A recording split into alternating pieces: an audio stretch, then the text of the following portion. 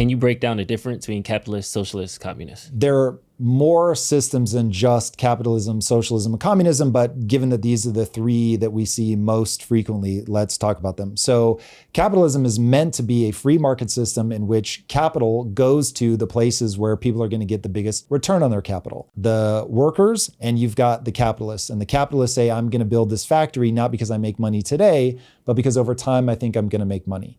And so as you aggregate capital, you then deploy that into assets that you think will make a return. That asset could be a business, it could be a factory, it could be a stock, could be a bond, it could be a treasury, like all of the things, whatever you think is going to return that principal plus interest back to you.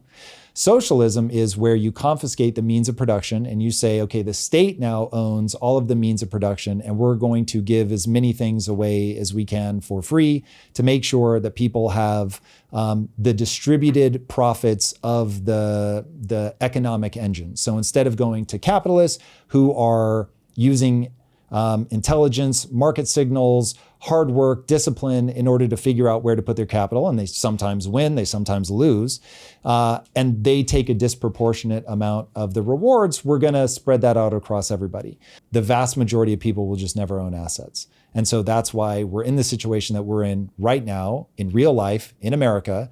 10% of people own 93% of all assets. Jeez. So that's the wealth inequality that people are talking about. But like the sort of vague, nebulous, capitalists are evil, socialists are good people, leave the socialists and communists alone and everything is going to be fine. Money has physics. And the best explanation of capitalism is capitalism's a terrible system, but it's the best of the terrible systems. So what I hope I can get people to take away from this video or even most of the economic content that I do is things feel broken now because they are.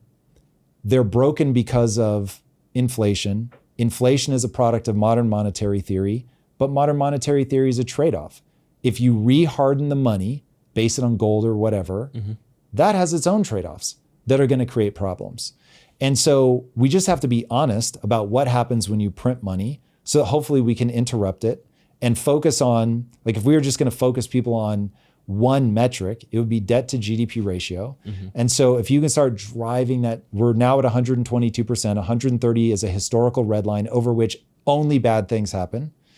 And then if we can start pushing that in the right way by being more fiscally responsible, then we can make things better. But when we have this sort of vacuous argument, it's we're just going to death loop.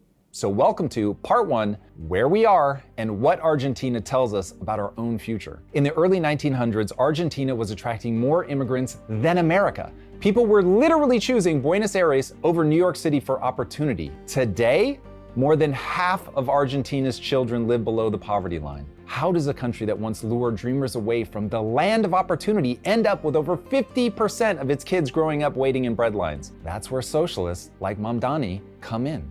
Let me walk you through the tragedy step by step.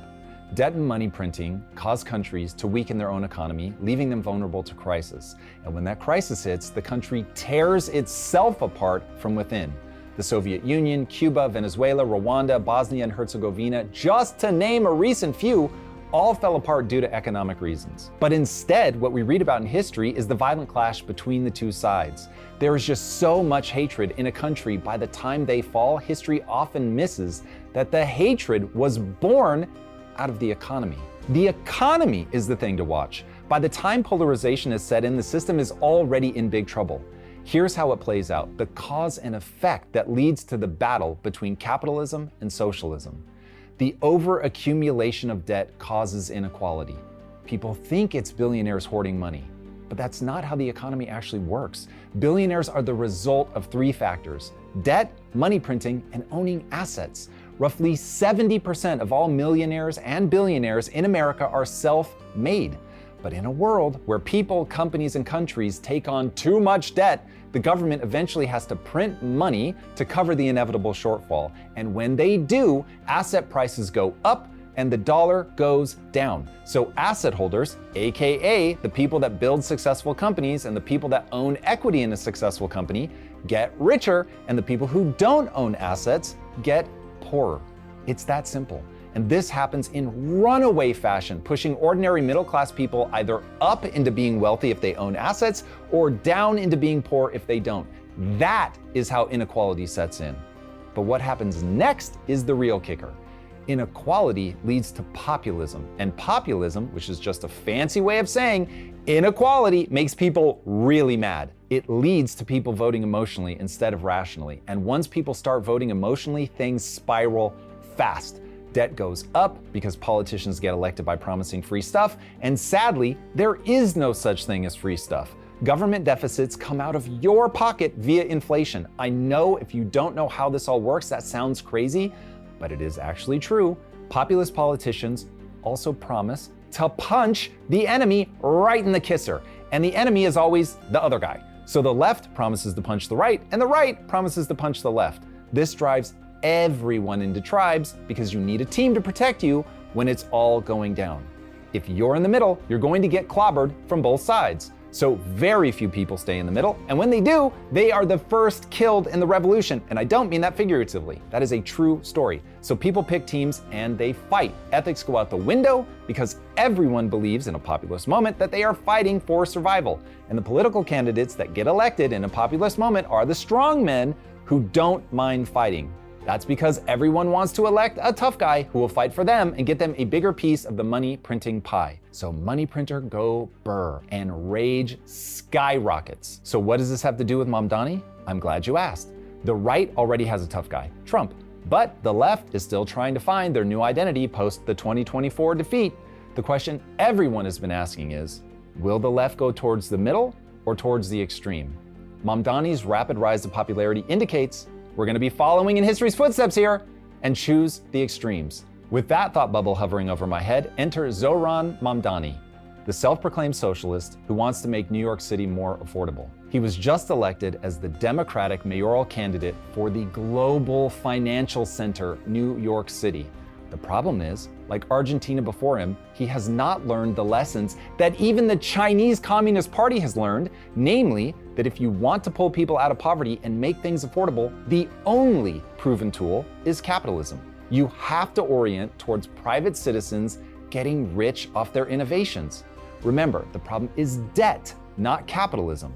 More on that coming up, but for now, I'll just say this. Mamdani and reality agree on one thing. The inequality in America has become intolerable. And if it is not addressed, America will tear itself apart. Where Mamdani and reality diverge, however, is on the causes of the intolerable inequality. The danger of short-term, top-down solutions. In 1989, when the Berlin Wall came down, the world got to witness a shocking natural experiment. What happens when you divide one of the world's most productive cities and run one side with a top-down command economy and the other side with a bottom-up capitalist economy? The answer? The economies were starkly different across multiple dimensions. Remember, this is a city divided in half. In East Germany, the communist side, GDP per capita was only about 30% of West Germany's. Not 30% lower, 30% of the total. The capitalist West Germans produced roughly 3 times more economic output per person than their East German neighbors.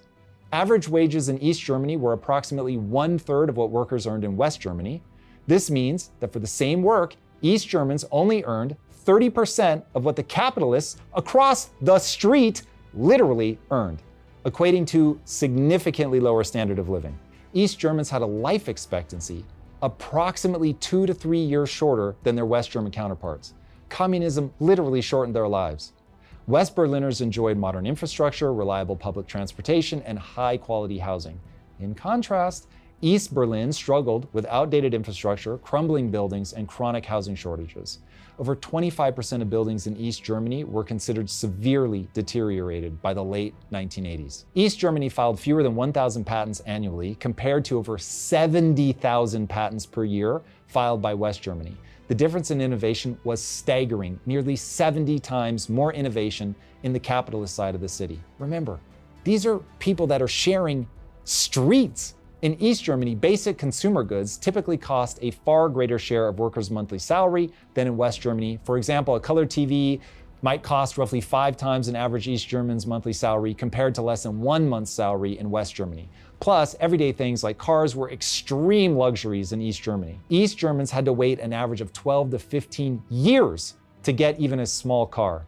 Same city, same culture, same language, same genetics. In many cases, we're talking about families that were divided. We'll get back to the show in just a second, but first, let me tell you about my non-negotiables. I do not compromise on my standards, not in business, not in my relationships, and definitely not with what I eat.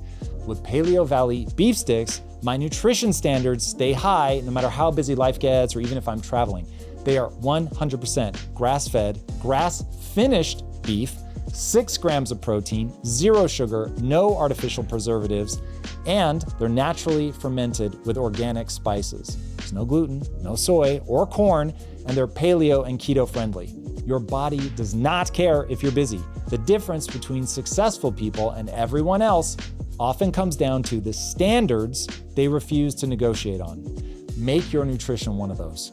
Right now, you can get 30 beef sticks for just $36. That's maintaining your standards for barely over $1 per stick. Click the link below to get your 30 beef sticks for just $36. All right, now let's get back to the show. Half on one side, half on the other. And despite all of that similarity, just by changing the economic setup from top down to capitalism, radically different economics and lifestyle outcomes were achieved. When inequality spikes, it is understandable why people start asking things like, should billionaires exist? But top-down economic control doesn't just fail to rectify it and deliver prosperity, it systematically destroys the economy. And even more importantly, it doesn't just destroy the economy, it destroys innovation and the human spirit itself. People living in the East didn't just lack money, they lacked optimism, hope, and confidence in their future. And that's not peculiar to the East German variety of top-down control. That's the nature of top-down control itself. And yet today, when faced with extreme wealth inequality, they still gravitate towards trying to fix the problems of runaway wealth inequality by going after the symptom, in this case billionaires, rather than the actual cause, ever-escalating debt and money printing. It's understandable to pursue dramatic change when social mobility is declining and debt and insanely high prices make the American dream effectively impossible. But the fundamental problem is that top-down populist solutions might feel good in the short term because they punish the wealthy, but they make our problems worse, not better. Economies, like ecosystems, are complex, adaptive systems that respond to incentives. When you disincentivize innovation by confiscating the rewards of your most successful citizens, economic growth slows, wages go down, prices go up on a purchasing power basis, innovation declines, and everyone suffers. Redistribution, forced wealth seizure, and aggressive top-down control might temporarily reduce symptoms, but the core economic and cultural illness remains untouched. And all you have effectively done is equalize everyone at zero. Given the importance of a thriving middle class, if taxing billionaires out of existence worked, I'd be all for it. But historically, we've seen this scenario play out again and again. When governments attempt aggressive top-down interventions like the Soviet Union, North Korea, or East Germany, economic prosperity disappears, replaced by widespread poverty, cultural stagnation, and a pervasive sense of hopelessness. And the Nordic countries, Denmark, Finland, Iceland, Norway, and Sweden, which are often praised for their social democracies, have their own set of trade-offs. They trade low income disparity for high taxes, lower GDP, curtailed growth, and extensive welfare systems that create immigration problems. In 2023, US GDP per capita was $81,000, significantly higher than Denmark, Sweden, and Finland. Only Norway beat the US, and that's because of massive oil reserves, not because their economic policy delivers strong growth. Further, Sweden's GDP per capita growth slowed noticeably post-1970 when they implemented high tax policies, unlike the US, which has lower taxes and has consistently outperformed them. In 2024, the US alone accounted for 49% of all global venture capital funding, while the entire EU, including the Nordic countries, only accounted for 13%. The scope and scale of America's innovation dwarfs the entire world, and the Nordic countries in isolation are a rounding error. Their markets are small, and their high tax environments deter the kind of risk-taking needed to compete on the world stage, especially when your competition is China. Oil and gas make up a full 20% of Norway's GDP. Without oil, Norway's GDP per capita drops below the US.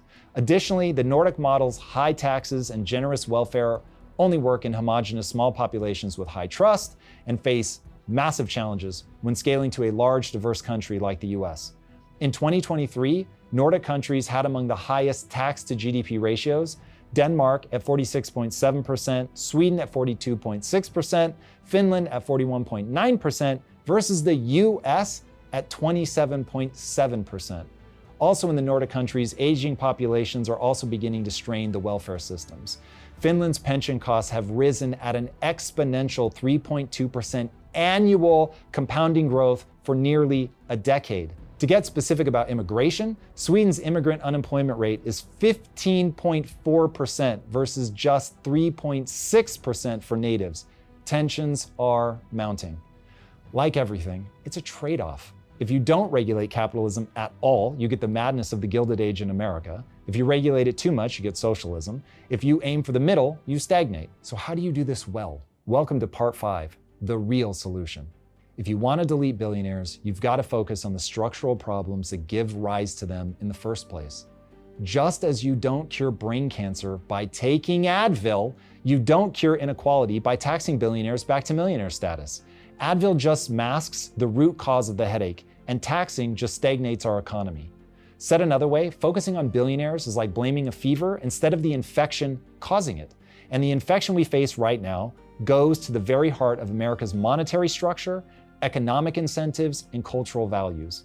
Billionaires emerge naturally, inevitably, from a system that rewards debt-driven speculation, asset price inflation, and entitlement instead of real productivity, genuine innovation, and disciplined ambition. Debt and money printing. Debt and money printing. That should be the area of focus. The inequality that makes people so angry arises out of debt and money printing. And the gimmies that angry people vote for only makes things worse. And so we begin to spiral. The more we deficit spend, the more inequality there is. The more inequality there is, the more we vote for a bigger piece of the pie. And the more we do that, the more we hollow out the middle class and create the phenomenon of the rich getting richer and the poor getting poorer. It is mechanistic. To pull out of this nosedive, we've got to get out from under the $36 trillion in government debt that is costing us a fortune in interest payments alone. And to do that, we have to execute on what Ray Dalio calls a beautiful deleveraging. If you want to learn all about that, just watch this video right here. We've also got to get rid of the Fed, and we've got to hold politicians accountable to a balanced budget. And perhaps most importantly, we need to reclaim the top spot globally for social mobility. We've got to get housing prices down. We've got to stop handing out absurd government-backed loans for college that can't be discharged in bankruptcy court. And we've got to get back to the promise on the Statue of Liberty. We have to allow people to breathe free in a well-regulated democracy built on capitalism. The dark reality of rent control. In New York City, 60% of rent-controlled apartments are in buildings over 75 years old. Many of them are falling apart because rent controls make it impossible for landlords to maintain the building.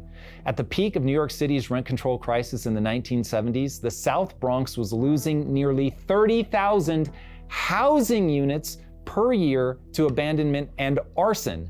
That's equal to losing an entire apartment building every single day. And politicians are once again running on platforms of rent control. History really does repeat. The South Bronx and part of Harlem have already experienced severe disinvestment and abandonment due to rent controls. In the 70s and 80s, rent controls and related regulations made property maintenance financially impossible for landlords, and as a result, entire neighborhoods were left desolate and crime-ridden.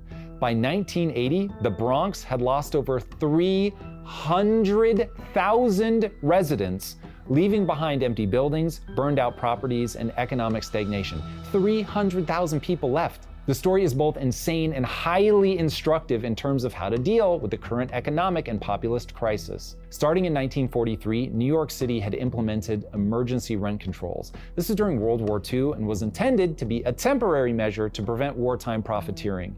The regulations capped rents at artificially low levels, significantly below market value. And this absolutely battered the financial viability of owning and maintaining a building. Now, maybe it wouldn't have been a big deal had the regulations been dropped, but there's nothing quite as permanent as a temporary measure. And so, despite the post-war economic boom of the 50s and 60s creating a massive increase in demand for housing, the regulations held. With rents artificially capped, landlords had little to no financial incentive to invest in building new rental housing, so they didn't. And consequently, supply remained stagnant despite massively rising demand. Now, even if you grant that the politicians had good intentions, which may not be wise, but even if you do, these controls didn't keep rents low. Instead, they created a housing shortage and a dual housing market. It went something like this. Pre-war, rent-controlled units became increasingly rare and severely underpriced relative to market conditions. So a parallel housing market emerged. Since the small number of new units that actually managed to get built and enter the market weren't subject to the rent control regulations, they reflected the actual free market value and commanded extremely high rents. Government interventions were artificially keeping supply low, creating a massive imbalance in supply and demand.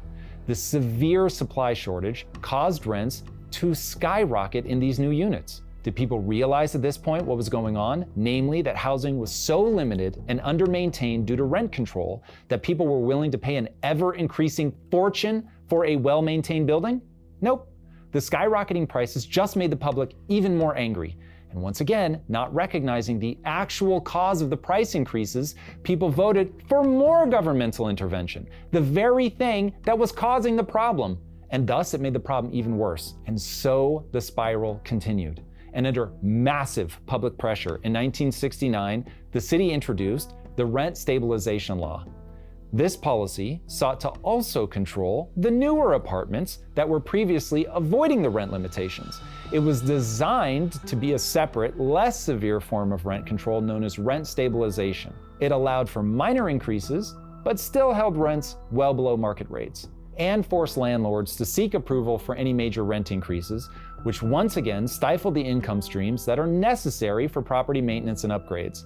And, is so often the case with emotionally driven government intervention, the new rent stabilization law failed to actually address the root cause, namely the lack of financial incentive needed to propel investors to take a risk on building new housing and/or invest in maintenance.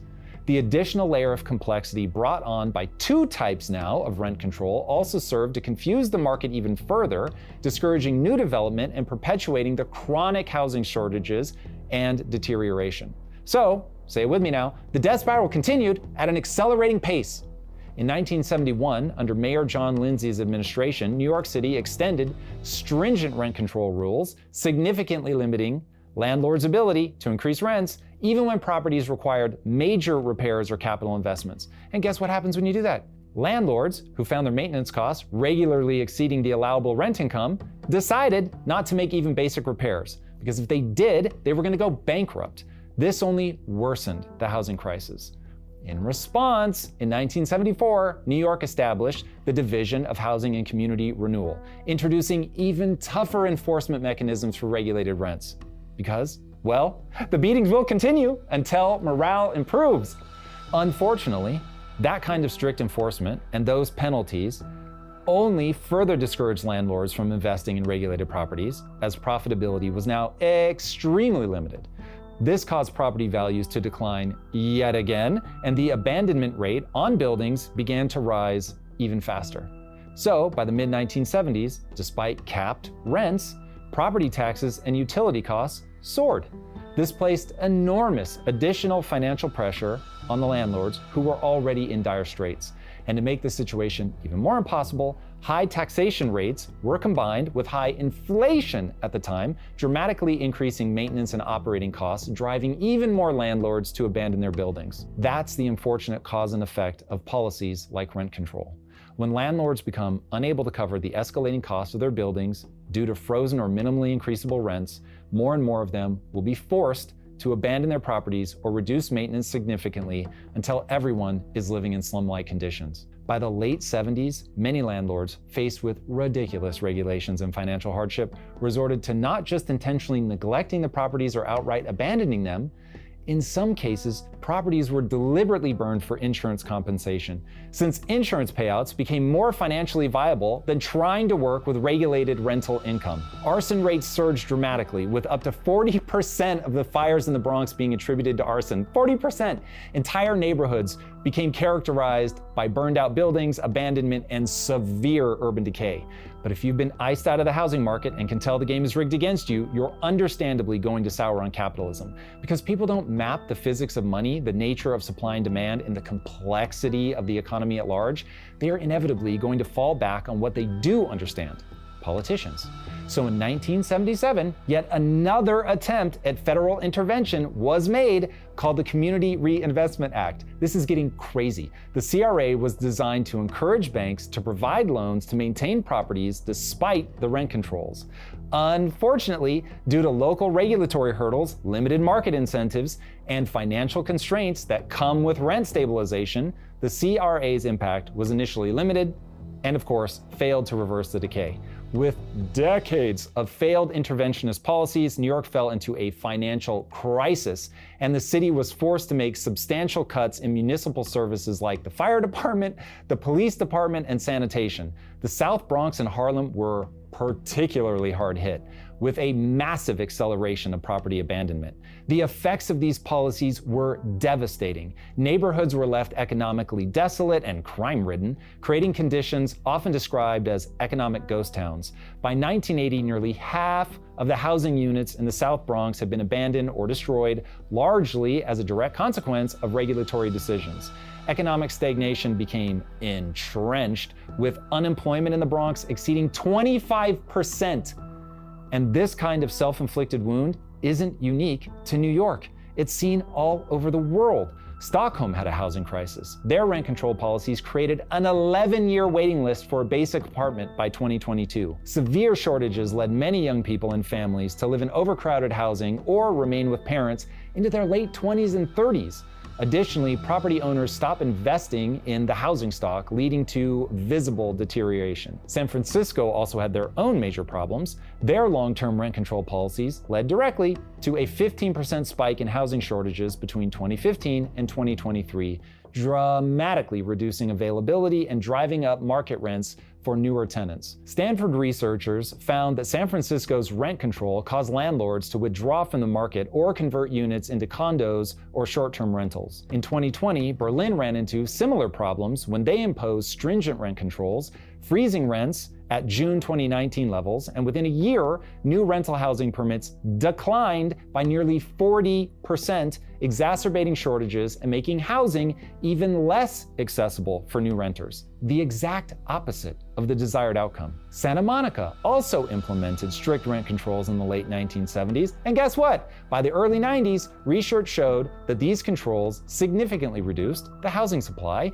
and increased rental costs for non-controlled units, pricing out young professionals and contributing to the economic stagnation in the area. Post-World War II rent control policies also battered the UK, resulting in severe underinvestment in housing maintenance. By the late 1970s, significant portions of the UK's rental stock were classified as unfit for human habitation. If this pattern of governmental intervention, creating the very problem it's trying to solve, is happening all over the world, what is going on? That which is predictable should be avoidable. We are living in arguably the most transformational time in human history. We're nuclear armed, politically divided, able to bring entire species back from the dead, and AI is racing towards becoming a god. Things are changing so fast, it's dizzying, and whether we're talking about politics, economics, global conflict, or artificial intelligence, we are constantly being spun, lied to, and manipulated. And if you don't have a model for truth-seeking and error correction, you will get wrecked. Most of the time, you won't even realize it's happening. So I began to evolve my thinking and my channel along with me, using a simple algorithm for approaching the complexities of life at this moment. The algorithm has 5 parts. 1, recognize you're trapped in a distorted frame of reference, and the only way out is to run experiments and think from first principles. 2, map out cause and effect. 3, seek disconfirming evidence and take in information from a wide variety of sources. 4, judge the correctness of something by the results it delivers. 5, remember you're having a biological experience. We all might be divine creatures, but we are still an easy to manipulate chemical processing plant. Once you accept that biology shapes how we think, you start to see the world differently. You stop asking, why is that person doing something so stupid? And you start asking, what incentives are driving that behavior? One of the most important things I've ever learned is this: people don't do what's right. Not even what they think is right. They do what they're incentivized to do. That includes you, it certainly includes me. You want to understand business? Follow the incentives. You want to understand politics? Follow the incentives. You want to understand yourself? Of each thing you do, ask a simple question. What am I really trying to get from this? Let's zoom out for a second. Why is inflation my obsession? And why is it so hard to solve? It's an incentive problem. People want things for free, but until humans will work for free, nothing will come for free. Inflation, AKA the act of the government printing money out of thin air, creates the illusion of getting something for free. Inflation allows the voter to demand the government to give them things for free, like healthcare, and for the government to reach into your wallet and take money out without you noticing. If you don't believe me, watch my video on money printing and inflation. Or if you really want to go deep, read The Creature from Jekyll Island. It is about the creation of the Federal Reserve Bank, and it will melt your entire brain. Humans want today to be easy, even if it makes tomorrow hard. Homer Simpson has a great line as he's being berated about how he's going to regret his bad choices. And he says, "That's a problem for future Homer. Man, I don't envy that guy." And that is the architecture of the human mind. We will gladly pay Tuesday for a burger today. Sorry, it's a Popeye reference. I couldn't help it, but hopefully you guys get the point. Humans respond to incentives. And if we're not aware of how we're motivated, we are very easy to lead around by the nose. This is why we have 3 branches of government. They are meant to be in healthy tension, protecting us from the worst of our impulses. Tyranny arises specifically when one person is able to do whatever they think is best. The human mind is so intrinsically flawed that we need corrective mechanisms baked in to the very structure of our thinking. Don't get me wrong. The human mind is an absolute marvel, but we are best understood as emotional creatures, and rarely does what feels good end up being the most effective path to fulfillment or even accuracy. Hence the need for religion, Bibles, self-help books, technology, a government, and even AI itself. In 2018 and 2019, 2 Boeing MAX 737 MAX airplanes crashed, killing 346 people. Why? Because of a faulty flight control system. But here's the deeper truth. The system was faulty because of faulty incentives. Boeing had a North Star, beat Airbus to market. That single incentive created a cascade of shortcuts, secrecy, and failure. Nobody wanted to build a plane that crashed, but the incentive structure made it almost inevitable. And that's what happens when people optimize for the wrong thing and call it strategy. You have to judge a tree by the fruit that it bears and iterate quickly when things are going wrong. It is the only way to find out if you're thinking in an effective way. I don't know that we can save everyone, but I know we can save each other. Focus on yourself, your friends, your family. Let change ripple out from there. Till then, my friends, be legendary. Take care. Peace.